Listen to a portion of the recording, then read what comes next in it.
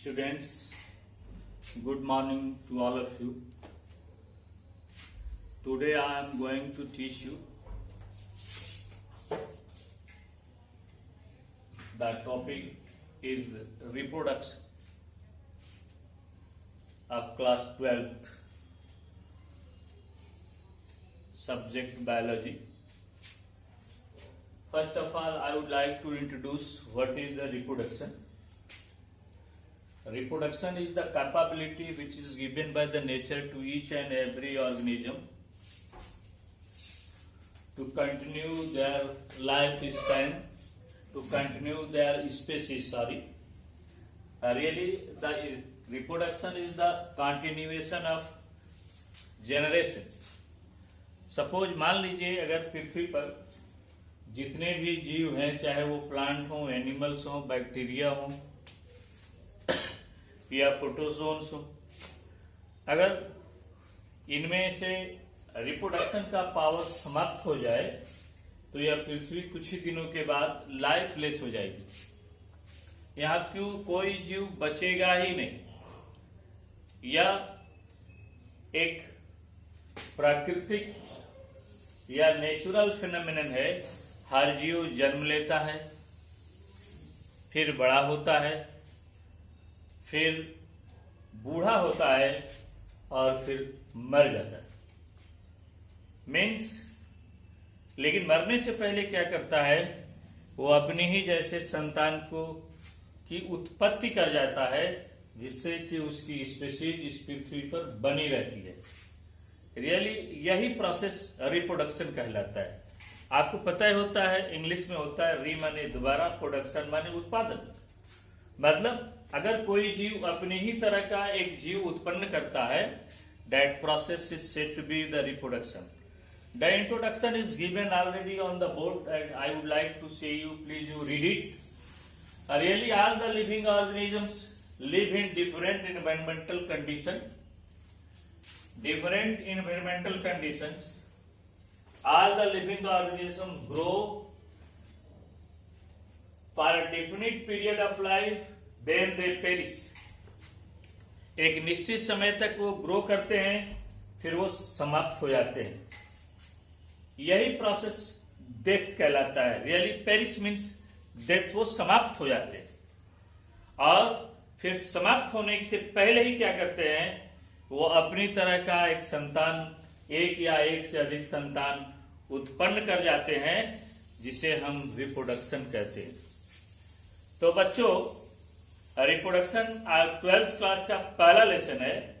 इसमें पहले हम पढ़ेंगे reproduction in plants, then after reproduction in animal with example reproduction in human being, reproduction in human, reproduction in man. But first of all, I will teach you about the reproduction in plant and animal. As you know from 10th class, the reproduction is of two type.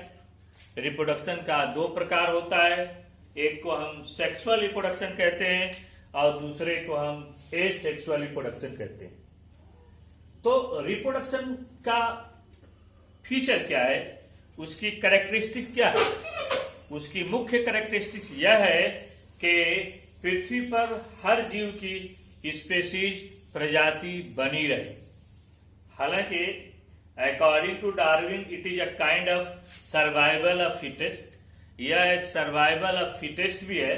जिस जीव के पास संतान उत्पन्न करने की जितनी ही क्षमता होगी और उसे वातावरण में जीने की जितनी ही अधिक एडेप्टेशन होगा, वह जीव उतना ही ज्यादा पृथ्वी पर उसके प्रजाति का विकास होगा। तो सबसे पहले मैं आपको बताने जा रहा हूं कि रिप्रोडक्शन क्या है और रिप्रोडक्शन का डिफिनेशन क्या है। Very easy definition, as I would like to say you, the process by which the species is continued is called reproduction. वह प्रक्रिया जिसके द्वारा प्रजातियों का निरंतरता पृथ्वी पर बना रहता है, उसी प्रक्रिया को हम क्या कहते हैं, रिप्रोडक्शन कहते हैं। आपने 10th क्लास में पढ़ी होगी रिप्रोडक्शन के बारे में। Reproduction, asexual reproduction, sexual reproduction reproduction in man and reproductive health.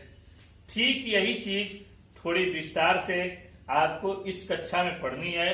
पहले पढ़ना है रिप्रोडक्शन क्या है, फिर पढ़ना है रिप्रोडक्शन कितने प्रकार का होता है, फिर पढ़ना है कि रिप्रोडक्शन प्लांट और एनिमल में किस प्रकार होता है, एसेक्सुअल रिप्रोडक्शन कैसे होता है और सेक्सुअल रिप्रोडक्शन कैसे होता है। तो मैं आपको अब पहले बताऊंगा, हर जीव का अपना अपना एक लाइफ स्पैन होता है। Life span is the period between the birth and death. यह वह समय है जन्म से लेकर मृत्यु तक का जो समय होता है उसे हम अपनी भाषा में लाइफ स्पैन या हम उसे कह सकते हैं कि उसका जीवन काल है।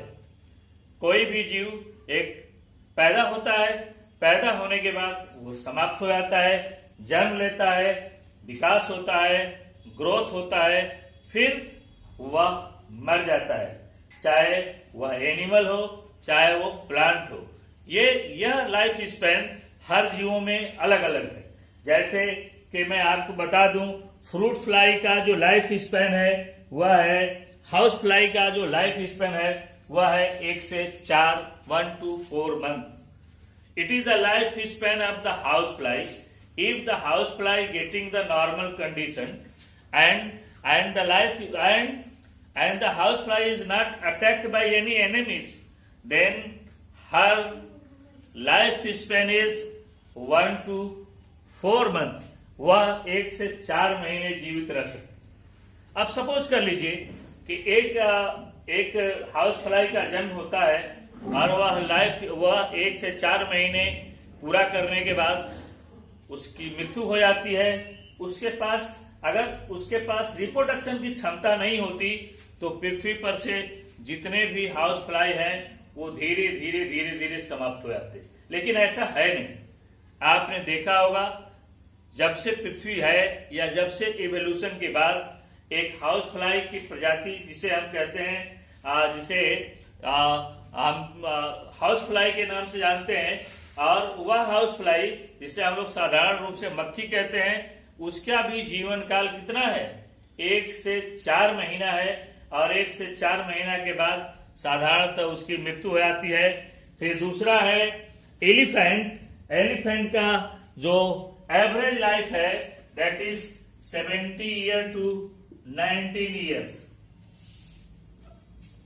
This is the average life span of elephant. या एलिफेंट का लाइफ स्पैन है that is what 17 to 90 years। After that an elephant would die, मर जाए। लेकिन साधारणतः इस 70 से 90 साल का जो उनका लाइफ स्पैन है उसमें एक हाथी कम से कम 6 बच्चों को जन्म दे सकती है। ठीक है, हालांकि उसमें भी सभी बच्चे उसके जीवित नहीं रहते, फिर भी उनकी स्पीशीज पृथ्वी पर बनी हुई है। दूसरी तरफ आप देखेंगे कि एक डॉग जो है, डॉग का जो लाइफ स्पैन है वह 16 से 18 ईयर्स है। It's a life span of dogs. यह लाइफ स्पैन है डॉग का। डॉग 16 से 18 साल के बाद मर जाता है नॉर्मल, अगर if he is not attacked by any parasite or getting any disease, and if the dog is getting enough food and other nutrients, then he will not live more than 18 years। वो 18 साल से ज्यादा जिंदा नहीं रह सकता। तो लेकिन इसके बाद भी क्या होता है, पृथ्वी पर एक डॉग मरता है, मरने के बाद पहले ही वो अपने जैसे सैकड़ों डॉग को जन्म दे देता है। अब सर्वाइवल ऑफ फिटेस्ट होने के बाद भी कम से कम उसमें से 2-4 जीवित ही रहते हैं। इस तरह से उनकी निरंतरता पृथ्वी पर बनी होती है। दूसरी तरफ आपको हम बताएंगे जेलीफिश, जिसे हम जेलीफिश कहते हैं। यह जेलीफिश भी कम से कम 1 साल तक जीवित रहती है। दूसरी तरफ है लीच का नाम आप जानते होंगे। It's a parasite of human blood, human body, and that can live for 1 year. मेरे इन एग्जाम्पल्स का मतलब यह है, मैं आपको ये बताना चाहता हूं कि एक निश्चित समय अवधि के बाद कोई भी जीव हमेशा जीवित नहीं रहता और अपने मरने से पहले ही वो क्या करता है, वह अपनी तरह का एक संतान बना जाता है, पैदा कर जाता है, जिससे उसकी species according to the definition that was the process by which the species is continued is called reproduction. Now I am going to how many types of reproduction, एक फ्लो चार्ट बनाने जा रहा हूं जिसमें आपको मैं बताऊंगा कि रिप्रोडक्शन कितने प्रकार का होता है और यह कैसे कैसे होता है एग्जाम्पल के साथ। Students, I have written some definitions about the reproduction. The creation by a life form of a similar life form is called reproduction. मतलब ये हुआ किसी भी जीव के द्वारा अपने ही तरह की संतान उत्पन्न करने के प्रोसेस को, की प्रक्रिया को क्या कहते हैं? It is said to be the reproduction. आपने देखा होगा a dog can not give the birth of a lion, एक कुत्ते का बच्चा शेर नहीं हो सकता। Similarly a snake produce its own kind of snake because there are different variety and species of snakes. वैसे if you are going to grow the wheat in your field, then you will get the wheat only, not the apple or any other. आप अगर गेहूं बोएंगे तो गेहूं से कोई और चीज पैदा नहीं होगा, बल्कि गेहूं बोएंगे तो गेहूं ही पैदा होगा। इसलिए ये डिफिनीशन जो मैंने आपके लिए लिखी है, the creation bye a life form of a similar life form is called reproduction. Reproduction can be defined in many ways. आप इसे कई तरह से डिफाइन कर सकते हैं। यह आपकी सुविधा की बात है, समझने की बात है। यह बहुत ही कॉम्प्लेक्स टॉपिक है। एज विल गो फर्दर, जब हम आगे जाएंगे तो आपको बताएंगे यह कितना टिपिकल और कितना कॉम्प्लेक्स प्रोसेस है।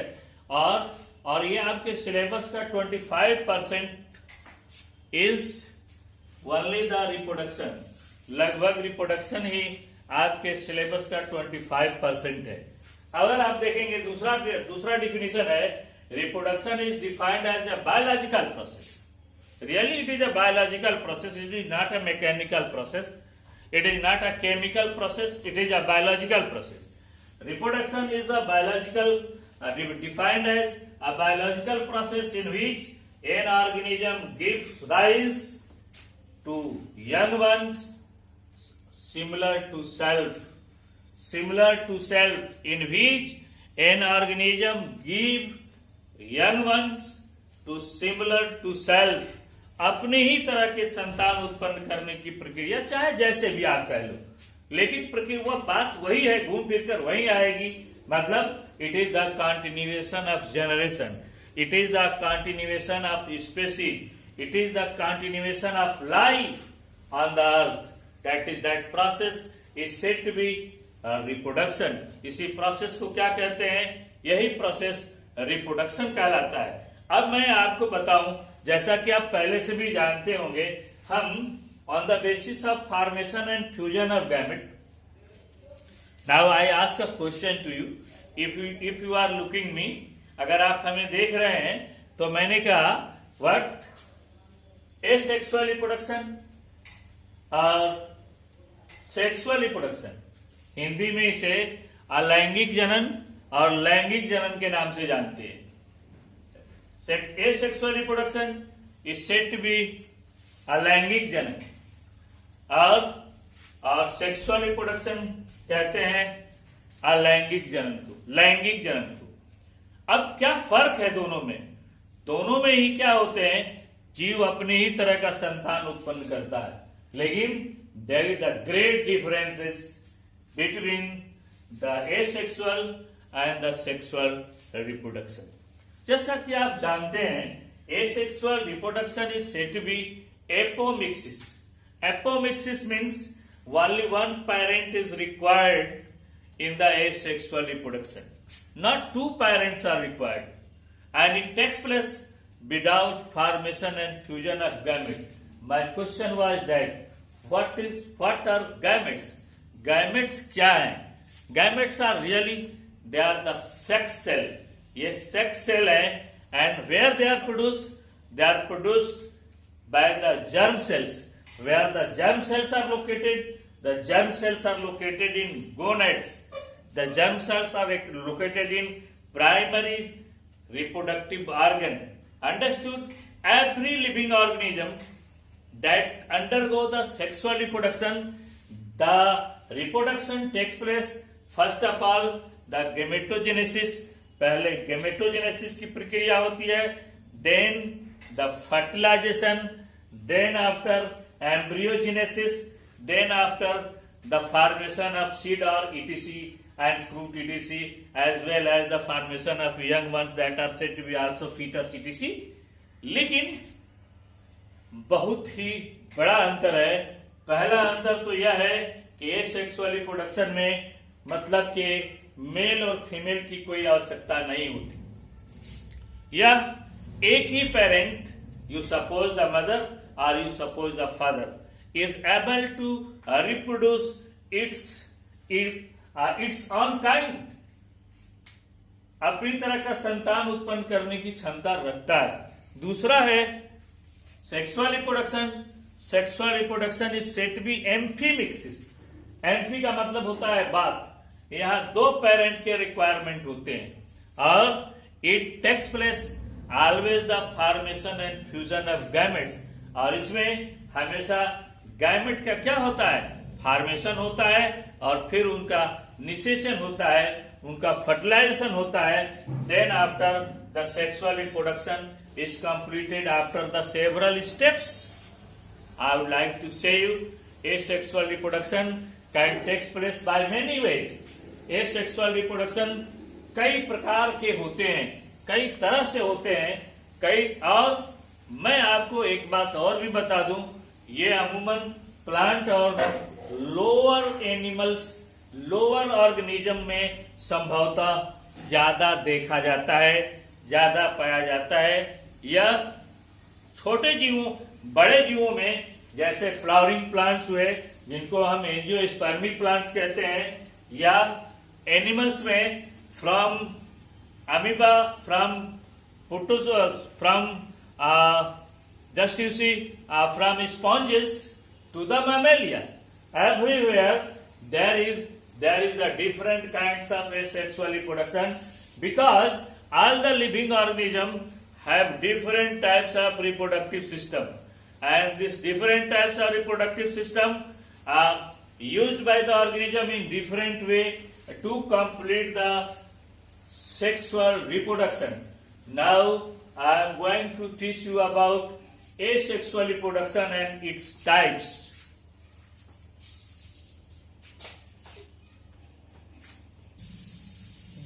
जैसा कि मैंने आपको पहले ही बताया कि रिप्रोडक्शन दो तरीके के होते हैं, दो प्रकार के होते हैं. पहला होता है एसेक्सुअल रिप्रोडक्शन. मैं आपको बता दूं what is asexual reproduction. Asexual reproduction क्या है, कैसे होता है? तो देखिए, asexual reproduction is also called apomixis. Apomixis means it is completed by it takes place by only one parent, therefore it is said to be the apomixis. Is the process of formation of new individual. इसमें नया जीव का निर्माण होता है, नए संतान का निर्माण होता है, without involving formation and fusion of gamete. इसमें न तो गैमेट का निर्माण होता है न गैमेट का फ्यूजन होता है. इस प्रकार के रिप्रोडक्शन को आप कह सकते हैं एसेक्सुअल रिप्रोडक्शन. आपने देखा होगा I'm just you giving an example by which you will understood well about the asexual reproduction. जैसा कि अमीबा का केस ले लो आप. Amoeba is a single celled animal. वो एक सिंगल सेल्ड एनिमल है. There is no any organ. उसके पास कोई ऑर्गन नहीं है, कोई सिस्टम नहीं है. Neither the digestive system nor the respiratory system nor the reproductive system, nor any system is absent from amoeba. But amoeba is a complete life, and this all the life processes are completed by the single cell. Therefore, the amoeba mostly, however, in some cases, the sexual reproduction is also reported from some scientists. The amoeba also undergoes the asexual reproduction in some specific conditions, but in the normal condition, when the everything is normal, means when the everything is normal, just like the adequate amount of food, water and temperature etc. are favorable, then the amoeba generally undergoes the asexual reproduction. Again, I am going to repeat. Asexual reproduction or apomixis is the process of formation of new individual without involving formation and fusion of gametes. जो बंधु हिंदी के छात्र होंगे उन्हें मैं इस प्रकार से समझाए दे रहा हूं कि एसेक्सुअल रिप्रोडक्शन वह प्रक्रिया है, वह एक जैविक प्रक्रिया है जिसमें नए संतान की उत्पत्ति होती है, और इस नए संतान की उत्पत्ति में कहीं भी गैमेट का फॉर्मेशन नहीं होता और गैमेट का निर्माण नहीं होता और गैमेट का फ्यूजन नहीं होता. इसलिए single parent is capable to do the asexual reproduction. Asexual reproduction के लिए केवल एक ही संतान की आवश्यकता होती है, एक ही पेरेंट की आवश्यकता होती है. इसमें एक से अधिक पेरेंट की आवश्यकता कदापि नहीं होती, कहीं भी नहीं होती. अब देखिए टाइप्स ऑफ एसेक्सुअल रिप्रोडक्शन कितने तरह के होते हैं. आपने पढ़े होंगे 9th 10th क्लास में कि कितने प्रकार के होते हैं एसेक्सुअल रिप्रोडक्शन. समझना होगा आपको कि एसेक्सुअल रिप्रोडक्शन कितने प्रकार के होते हैं. मैंने पहले ही भी कहा, the different living organism live in different environmental conditions and they have different types of habit of doing the physiology, doing the life processes. So just after I would like to say you the fission. पहला है fission. Fission का हिंदी होता है विखंडन. तो ये विखंडन दो प्रकार से होता है. एक को कहते हैं बाइनरी फिशन और दूसरे कहते हैं मल्टीपल फिशन. मैं हर एक के बारे में बताऊंगा आपको कि बाइनरी फिशन भी कितने तरह के होते हैं. सिंपल बाइनरी फिशन होते हैं, लॉन्गिट्यूडिनल बाइनरी फिशन होते हैं, ट्रांसवर्स बाइनरी फिशन होते हैं, और दूसरा है मल्टीपल फिशन. मतलब जब एक जीव दो बराबर हिस्सों में बढ़ जाता है और वह बटा हुआ जीव एक नया इंडिविजुअल बन जाता है, एक कंप्लीट इंडिविजुअल बन जाता है, उसे बाइनरी फिशन कहते हैं. But the multiple fission is slightly different from the binary fission. Second is the fragmentation, in which the parent, fully grown parent or fully adult parent body is divided into many pieces and each piece develop into a new individual. Then this process is said to be the fragmentation. Third is that the budding. इसे हिंदी में मुकुलन कहते हैं. मतलब शरीर पर एक बड बनता है और वो बड बड़ा होता है और फिर अपने पेरेंट से अलग हो जाता है या अपने पेरेंट के साथ जुड़ा रहता है. जैसा कि आपने देखा होगा स्पॉन्जेज के केस में, हाइड्रा के केस में, कि ये क्या होता है, सबमन हाइड्रा के केस में ये अलग हो जाता है और एक नया हाइड्रा का रूप ले लेता है और फिर वही बडिंग के द्वारा रिप्रोडक्शन शुरू करता है. और एक इसमें एक इंटरनल बडिंग भी होता है. Internal budding is reported from the Spongilla. Spongilla, do you know spongilla is a kind of sponge, a fresh water sponge. Sponge एक ही ये स्पॉन्ज है जो फ्रेश वाटर में पाया जाता है और इसका नाम है Spongilla. Under the unfavourable condition the Spongilla undergoes what the multiple fission internal budding. This internal budding takes place in the body of spongilla when the condition is not favorable. Then after I would like to say you तो आज चौथा है regeneration. Regeneration में the last part of the body is develop again. However the regeneration is reported from lower organisms to the higher organism. Understood. But in lower organism the just you suppose that if one part is lost then this one part develop into the complete individual as in case of starfish. Starfish के case में क्या होता है, उसके 5 arm होते हैं. अगर एक आर्म टूट जाता है और थोड़ा सा उसके पास सेंट्रल डिस्क होता है तो वह एक आर्म ही कंप्लीट स्टारफिश में बदल जाता है. वैसे ही अगर हाइड्रा को हम क्या करें, कई पीस में काट दें तो हर हाइड्रा हर पीस जो है वो लास्ट पार्ट को डेवलप कर लेगा और कंप्लीट हाइड्रा बन जाएगा. इसे हम कहते हैं regeneration. Spore formation is common among fungi. यह स्पोर फॉर्मेशन फंगी में बहुत ही साधारण प्रक्रिया है सेक्सुअल रिप्रोडक्शन का, और स्पोर फॉर्मेशन के द्वारा होता है. और दूसरा है वेजिटेटिव रिप्रोडक्शन. वेजिटेटिव रिप्रोडक्शन 2 प्रकार का होता है. एक होता है natural method. There are some plant that में grow by their root, their leaves, their stem and their leaves. This type of asexual reproduction is said to be vegetative reproduction और vegetative propagation. यह 2 प्रकार से हो सकता है. एक होता है नेचुरल और दूसरा होता है आर्टिफिशियल. हम एक एक के बारे में आपको बताएंगे कि फिशन क्या है, मल्टीपल फिशन क्या है,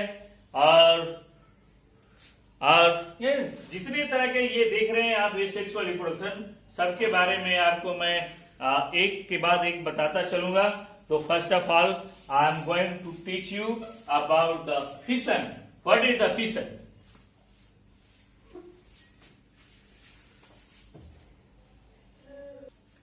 Student, it is a flow chart by which it would be easy to remember the types of asexual reproduction with example.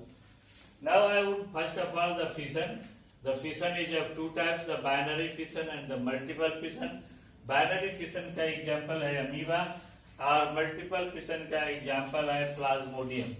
Fragmentation is a very common in the filamentous algae that is said to be Spirogyra. The fragmentation and then the budding. Budding, you know that the budding is of 2 types, the external budding and internal budding. The external budding takes place in Hydra, whereas the internal budding takes place in Spongilla. The regeneration is a very common process of asexual reproduction, and it occurs in the Hydra and Planaria. The spore formation, just I have told to you before it, what is the spore formation. The spore formation by asexual is a kind of asexual reproduction, and this type of asexual reproduction is found among the fungi. The example is Rhizopus and Penicillium. And then the vegetative method. The vegetative method is of 2 types, the natural methods and the artificial method. Now I am going to teach you about the fission. It is that type of asexual reproduction. I am going to teach you about fission. It is that type of asexual reproduction in which the fully grown parental body, it divides, it's broken into 2 or more parts, and each part develops into a new individual, and this type of asexual reproduction is said to be the fission. Literally I would like to say you, please you see, it is that type of asexual reproduction in which the fully grown parental organism, in which the fully grown parental organism divides into two or more daughter cells, divides into two or more daughter cells, and each daughter cell grow into a complete individual, and this type of reproduction is said to be asexual fission. The fission I would just use as it is mentioned here. The fission is of two types: the binary fission and the multiple fission. The binary fission and the multiple fission. And now I am going to say you about the fission. What is the fission? It is that type of asexual reproduction in which a fully grown parental organism divides into two or more than two daughter cells, nearly into two or more daughter cells. It is said to be the fission, in which the fully grown parental body divides into two or more nearly equal daughter cells. One word has to be left from the definition: nearly equal daughter cells. It is said to be fission. Now, on the basis of number of cells produced in the fission, number of daughter cells produced in the fission, I would like to say you it is of two types: the binary fission, as I have shown in the flow chart, the binary fission as the multiple fission. Now, the binary fission. What is the binary fission? The binary fission, it is the division of parental body. इसमें parental body का division होता है. It is the division of parental body into nearly two equal daughter cells.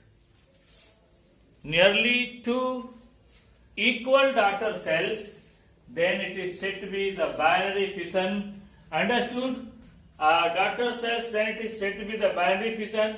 And one thing I would like to say you, एक चीज मैं आपको बताना नहीं भूलना चाहूंगा कि बाइनरी फिशन हमेशा फेवरेबल कंडीशन में ही होता है, ये अनफेवरेबल कंडीशन में संभव ही नहीं.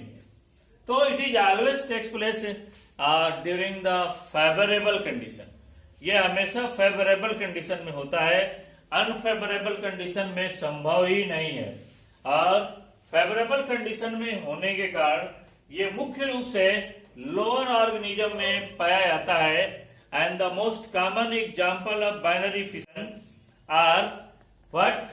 First is the amoeba. Amoeba पहला एग्जाम्पल है. दूसरा एग्जाम्पल है अमीबा, और इसके अलावा euglena. Both are the protist.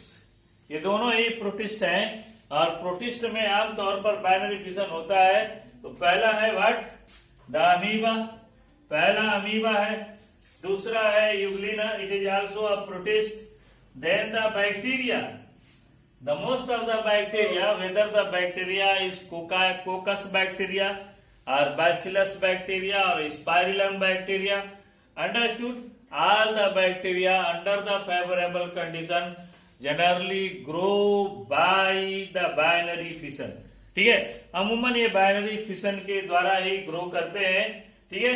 However, मैं आपको बताऊंगा कि कभी कभी बैक्टीरिया में भी सेक्सुअल रिप्रोडक्शन होता है, और उस सेक्सुअल रिप्रोडक्शन को ट्रांसडक्शन या कंजुगेशन कहते हैं.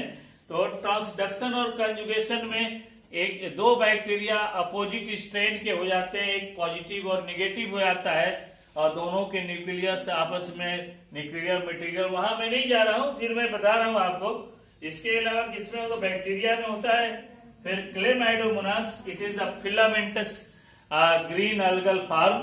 यह एक अलगा है, और इसमें अमूमन क्या होता है? इसमें भी बाइनरी फिशन होता है. And the flat worms, example is the planaria, where the planaria also reproduce by means of binary fission. I would like to say you about the binary fission on the basis of the plane of division. Division के plane के आधार पर के what is the plane of the division of cytoplasm and what is the plane of division of nucleus. Then the binary fission is also of three types. Number one, the simple binary fission, where the plane of division of nucleus and cytoplasm is not fixed as in amoeba. Understood? Where always the nucleus divides, then the cytoplasm divides perpendicular to each other. There is no any plane. Understood? Then after the eulina, where there is the longitudinal binary fission, and the paramecium, where there is the transverse binary fission. Understood? One by one I will teach to you about the binary fission in detail. So first of all, I would like to say you how the binary fission takes place. My dear students, the binary fission is always completed under the two steps. Binary fission हमेशा दो चरणों में पूरा होता है. पहला चरण होता है क्या कहते हैं, जिसे हम कहते हैं कैरियोकाइनेसिस. कैरियन का मतलब होता है न्यूक्लियस. पहले न्यूक्लियस डिवाइड होता है and then it is followed by the cytokinesis. इसके बाद साइटोप्लाज्म का डिवीजन होता है and then a wall is found in between the two cells. Then both the cells are separated from each other and feed and grow and start the binary fission. Understood? All of these processes are very common among the lower organism. Next day I will teach to you how the binary fission takes place in amoeba, how the binary fission takes place in eulina, and how the binary fission takes place in paramecium. Thank you.